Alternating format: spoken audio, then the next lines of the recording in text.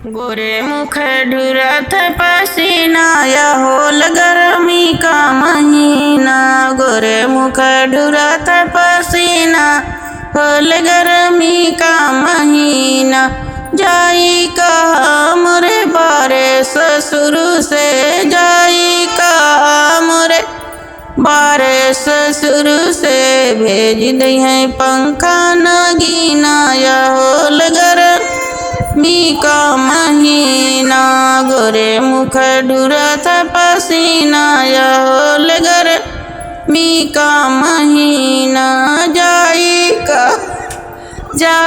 कहा मोरे बारे जियठ से, जाई कहा मोरे बारे जियठ से। भेज दई है पंखा नगीना, होल गर्मी का महीना।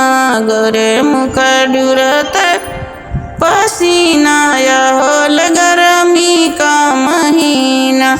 जाई कहा मोरे बारे देवर से, जाई रे बारे देवर से। भेज दिए पंखा नगीना, या होल गर्मी का महीना। गोरे मुख ढुरत पसीना, होल गर्मी का महीना।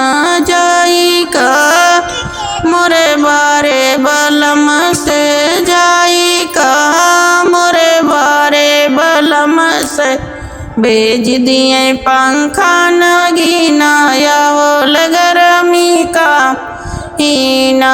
गोरे मुख ढुरत पसीना, होल गर्मी का महीना।